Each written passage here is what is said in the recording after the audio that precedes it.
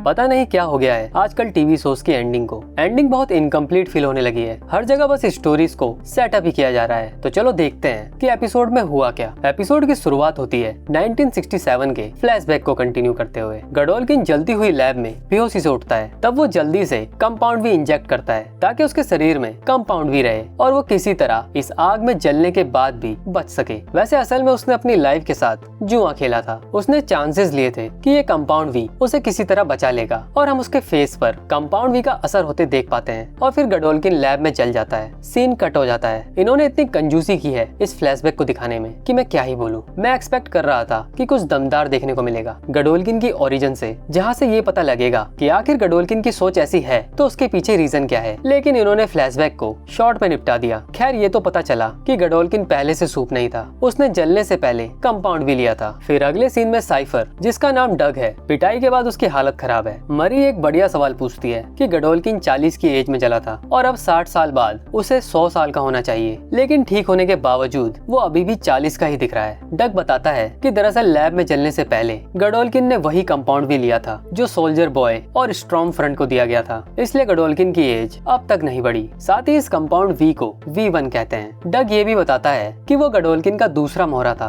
1996 में डग VCR repair किया करता था और एक दिन उसे डॉक्टर फील्डर नाम के बूढ़े आदमी के घर से कॉल आया। डग वहां गया और डॉक्टर फील्डर ने डग से उसके बारे में कई सवाल किए और अचानक से गडोल्किन ने डग को कंट्रोल कर लिया और डॉक्टर फील्डर को मारने को बोला। कंट्रोल में होने की वजह से डग को डॉक्टर फील्डर को मारना पड़ा। मतलब डग से पहले डॉक्टर फील्डर गडोल्किन का पहला मोहरा था और जैसे ही गडोल्किन को डग मिला, जिसके आगे पीछे कोई नहीं था, उसने उसे कंट्रोल कर लिया ताकि किसी को भी शक न हो। डग बताता है कि उसने बहुत कोशिश की गडोल्किन के कंट्रोल से बाहर निकलने की, लेकिन गडोल्किन ने डग को उसके ही माइंड में कहीं कैद कर लिया था। ये बात कुछ हद तक गेट आउट फिल्म के हिप्नोटाइज सिचुएशन जैसी है, जहां इंसान हिप्नोटाइज होकर संकन प्लेस में चला जाता था। यहाँ मरी डग को ठीक करने की कोशिश करती है, लेकिन पिछले एपिसोड में गडोल्किन को ठीक करने की वजह से वो एग्जॉस्ट हो चुकी है। उसने अपनी पूरी पावर्स यूज कर ली है, इसलिए वो डग को ठीक नहीं कर पाती। अब यहाँ एक वैलिड क्वेश्चन है कि अगर गडोल्किन किसी को भी कंट्रोल कर सकता है तो उसने डायरेक्ट मरी को कंट्रोल क्यों नहीं किया। असल में जब मरी सीजन 1 के एंड में एल्मायरा में थी, तब भी गडोल्किन ने मरी को कंट्रोल करने की कोशिश की थी, लेकिन वो नहीं कर पाया क्योंकि मरी बहुत पावरफुल है और उसके पावरफुल होने का राज है प्रोजेक्ट ओडेसा। क्योंकि मरी को पावर्स प्रोजेक्ट ओडेसा के दौरान मिली है, बिल्कुल होमलैंडर की तरह। उसे बाकी सूप्स की तरह बचपन में कंपाउंड वी का इंजेक्शन नहीं दिया गया था, बल्कि मरी में तो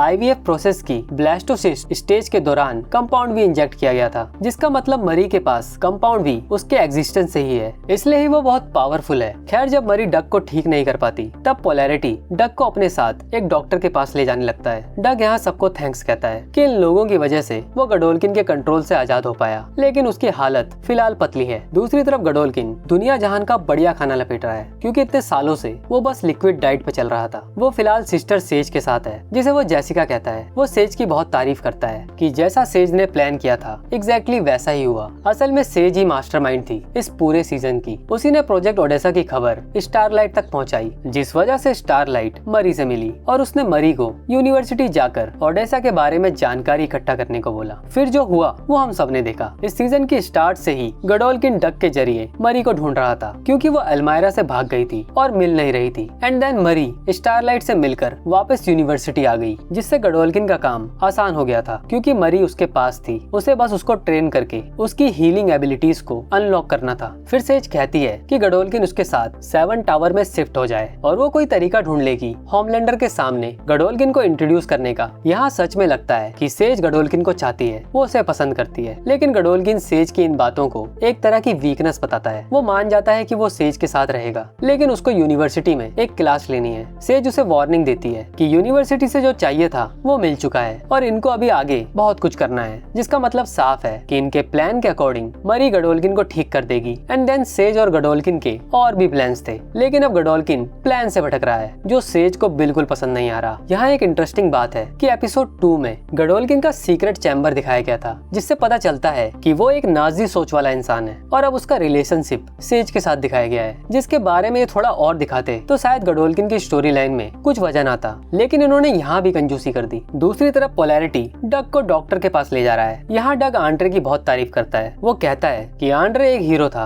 और अपने दोस्तों के लिए आखिरी तक लड़ा। ये सुन पोलैरिटी बहुत इमोशनल हो जाता है और तभी इन पर ब्लैक नोआर अटैक कर देता है। डग मारा जाता है और कुछ लोग सोच रहे होंगे कि पोलैरिटी ब्लैक नोआर पर अटैक क्यों नहीं कर पाया। दरअसल यहाँ ब्लैक नोआर ने हैलोथिन गैस का यूज किया था, जिससे सूप्स अपनी पावर यूज नहीं कर पाते, कमजोर पड़ जाते हैं, इसलिए कार में स्मोक दिख रहा था। फिर ब्लैक नोआर पोलैरिटी के साथ एक सेल्फी लेता है। फन फैक्ट, सोल्जर बॉय पर इस हैलोथिन गैस का असर नहीं होता है। दूसरी तरफ मरी केट और एमा के साथ है। वो कहती है कि उससे बड़ी गलती हो गई है। गडोल्किन को ठीक करके वो अब पछता रही है, उसका यूज किया गया है। एमा मरी को मोटिवेट करती है कि अब आगे क्या करना है वो सोचते हैं। फिर मरी को समझ आता है कि किसी को भी मैनिपुलेट किया जा सकता है। सीजन 1 में केट को किया गया था और इस बार मरी को, इसलिए वो केट को माफ करके उसको ठीक करती है, जिससे उसकी पावर्स अब ठीक से काम करेगी। फिलहाल ये नहीं पता कि क्या केट का हाथ भी वापिस आ जाएगा, क्योंकि केट का लेफ्ट हैंड एपिसोड में उतना क्लियरली नहीं दिखा। वहीं यूनिवर्सिटी में गडोल्किन सोशल मीडिया में लाइव आकर अनाउंस करता है कि वो जिंदा है और अब से स्टूडेंट रैंकिंग दोबारा से शुरू होगी एंड क्लासेस वो खुद लेगा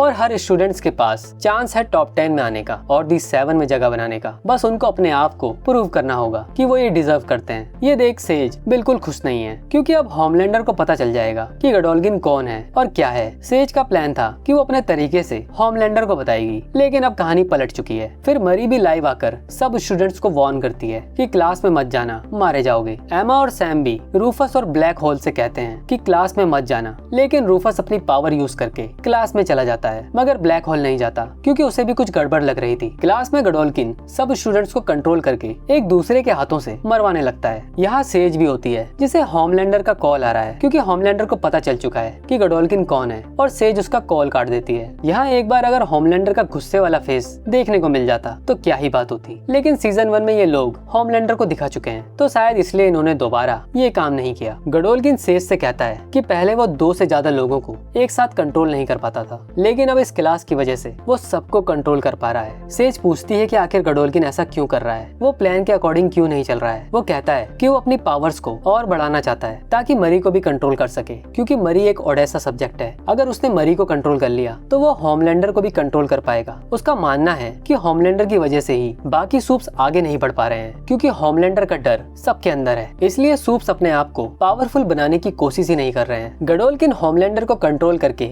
रास्ते से हटाना चाहता है और तब जाकर ही बाकी पावरफुल सूप्स देखने को मिलेंगे, लेकिन सेज साफ कहती है कि उनके प्लान के फेज 2 में होमलैंडर की जरूरत पड़ेगी। होमलैंडर सेज को जिंदा चाहिए। गडोल्किन कहता है कि उसका अपना प्लान ज्यादा बेहतर है और वो सेज की बात नहीं मानता। सेज समझ जाती है कि गडोल्किन अब किसी काम का नहीं रहा, वो हाथ से निकल चुका है। एक स्टूडेंट क्लास से भागकर मरी को बता देता है कि गडोल्किन सब स्टूडेंट्स को कंट्रोल करके लड़वा रहा है। इसी बीच जॉर्डन मरी से ब्रेकअप कर लेती है, क्योंकि उसका मानना है कि हमें दोस्त बने रहना चाहिए, क्योंकि रिलेशनशिप में हम एक दूसरे को दुख ही पहुंचाते रहेंगे। मरी जॉर्डन को समझाने की कोशिश करती है, लेकिन उसकी बात पूरी नहीं हो पाती, क्योंकि बाकी सब आ जाते हैं। सैम और एमा ब्लैक होल के साथ आते हैं और एक प्लान बनाते हैं जो अब हमें आगे देखने को मिलेगा। दूसरी तरफ ब्लैक नोआर ने पोलैरिटी को कहीं कैद कर रखा है और वो पोलैरिटी और उसकी फिल्मों का बहुत बड़ा फैन है। नोआर को बोलते देख पोलैरिटी पूछता है कि तुम बोलते भी हो। दरअसल ये बंदा ब्लैक नोआर 2 है, ये उड़ भी सकता है। होमलैंडर ने ओरिजिनल ब्लैक नोआर को मार दिया था, क्योंकि उसे पता चल गया था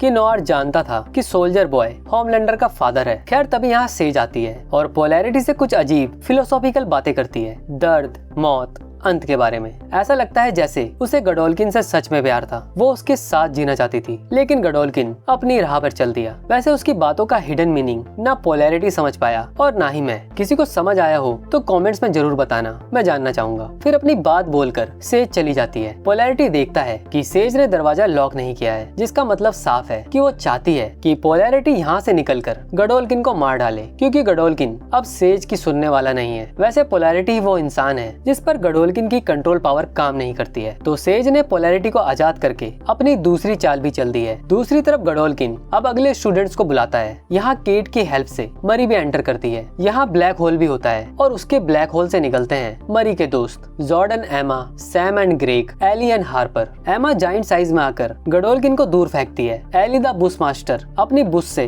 गडोल्किन को बांध लेती है एंड देन हार्पर अपनी 60 सेकंड पावर से गडोल्किन की कंट्रोल पावर को कॉपी करके सब स्टूडेंट्स को आजाद कर देती है। फिर मरी गडोल्किन को हवा में उड़ाती है। ये चाहती तो इसे यहीं मार सकती थी, लेकिन फिर हार्पर के 60 सेकंड्स पूरे हो जाते हैं और गडोल्किन अब उस लेवल तक पहुंच चुका था जहां वो मरी को कंट्रोल करने लगता है। एनाबेथ समझ जाती है कि उसका देखा विजन यही होने वाला है। तब गडोल्किन मरी के जरिए सबको मारने की कोशिश करता है, लेकिन फिर पोलैरिटी की एंट्री होती है जो फिर से अपनी पावर से मैग्नेटिक ब्लास्ट करता है, जिससे गडोल्किन का कंट्रोल मरी से हट जाता है। गडोल्किन फिर पोलैरिटी को कंट्रोल करने लगता है, लेकिन मरी उसके हेड को ब्लास्ट कर देती है, बिल्कुल विक्टोरिया न्यूमन की तरह। फिर पोलैरिटी सबको एडवाइस देता है कि तुम सब यहाँ से कहीं दूर भाग जाओ। वॉर्ड वाले फिर से यूनिवर्सिटी आकर कोई ना कोई कहानी बना देंगे और तुम लोगों को नहीं छोड़ेंगे। एमा और पोलैरिटी के बीच भी गुड बाय दिखाया जाता है। इन दोनों के बीच में सीजन के स्टार्ट से ही एक अच्छा बॉन्ड दिखाया गया है। फिर एमा ग्रेग को किस करती है। ग्रेग इनके साथ नहीं जाता क्योंकि उसको अपनी बहन एली के साथ रुकना है। अगले सीन में ये सब रात में कहीं रास्ते में रुकते हैं और स्टैन एडगर को ढूंढने की बात करते हैं। शायद वो अब अपने बंकर में नहीं है। मरी और उसकी बहन एनाबेथ का भी रिश्ता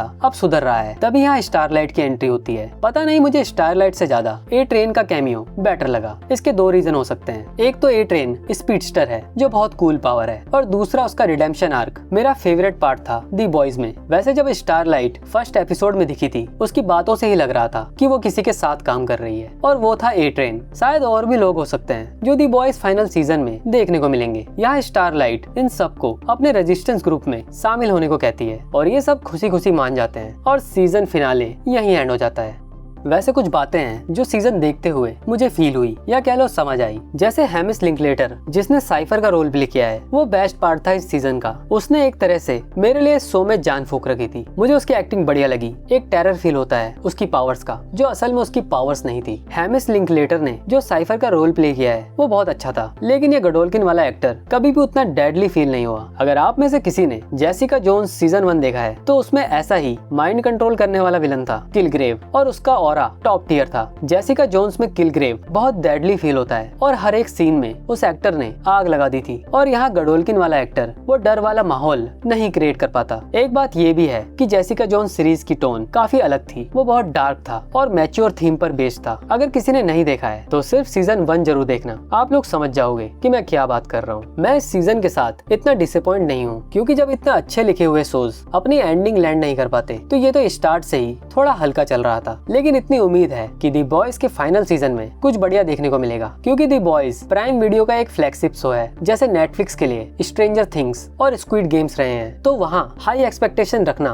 बिल्कुल ठीक है, क्योंकि वो एक एंड गेम जैसा इवेंट होने वाला है। अगर मैं बात करूँ जेन वी सीजन 2 की, तो एक बात बड़ी अजीब लगी कि एनाबेथ के विजन का आखिर में मजाक बना दिया। उस विजन का क्या हुआ जहाँ ब्लड हवा में उड़ रहा था, मरी डेड दिख रही थी। मैं उस विजन के लिए थोड़ा एक्साइटेड था, लेकिन इन्होंने जो किया मुझे उतना ठीक नहीं लगा। वैसे ये पूरा सीजन बहुत ही प्रिडिक्टेबल था। जैसे बहुत से इवेंट्स पहले ही समझ आने लगते हैं, जैसे साइफर वाला रिवील, फाइनल फाइट में एमा का खुद को जाइंट साइज में बदल लेना, पोलैरिटी का गडोल्किन को हराने में रोल होना, ऐसी ही कुछ चीजें। इस एपिसोड का टाइटल ट्रोजन है, जो पहले ही फोरशैडो कर रहा था कि मरी और उसके friends Trojan horse tactic use करेंगे। मतलब वो ब्लैक होल वाला बंदा ट्रोजन हॉर्स निकलेगा जिसने अपने अंदर सबको समा रखा था। जिसे ट्रोजन हॉर्स स्टोरी नहीं पता वो यूट्यूब कर लेना, तब ब्लैक होल का ट्रोजन हॉर्स होना समझ आ जाएगा। खैर, मुझे मरी की पावर्स और उसकी स्टोरी लाइन देखकर ऐसा लग रहा है जैसे द बॉयज के एंडिंग में मरी होमलैंडर को एक नॉर्मल ह्यूमन बना देगी। मे बी ये काम सोल्जर बॉय कर दे, जैसे उसने क्वीन मीव की पावर्स छीन ली थी। वैसे मरी चाहे तो क्वीन मीव की पावर्स भी लौटा सकती है। जरा सोचो, अगर होमलैंडर नॉर्मल इंसान बन गया तो फिर उसका सारा गरूर, उसका घमंड टूटेगा और वो गॉड टियर सूप से सीधा एक इंसान बन जाएगा। ये सोचकर ही वो बेबस और लाचार फील करने लगेगा। ये एक थ्योरी है जो यूज हो सकती है, लेकिन मैं नहीं चाहता हूँ कि ऐसा कुछ हो। कुछ बड़े लेवल का होना चाहिए। तो ये था मेरा video on Gen V season finale. अब मेरी नजर रहेगी 2 टीवी शोज पर। पहला इट वेलकम टू डेरी, जिसमें पेनीवाइज द क्लाउन की ओरिजिन स्टोरी देखने को मिलेगी, और दूसरा मैं प्लूरीबस के बारे में सोच रहा हूँ, क्योंकि ये show Breaking Bad and Better Call Saul के क्रिएटर विंस गिलिगन ने बनाया है और मैं उनका बहुत बड़ा फैन हूँ। तो चलो अब मैं सुनाई दूंगा किसी न्यू वीडियो में। अगर मेरे वीडियो थोड़े से भी पसंद आ रहे हैं तो लाइक शेयर सब्सक्राइब हाइप कर देना, मुझे अच्छा लगेगा। Happy watching.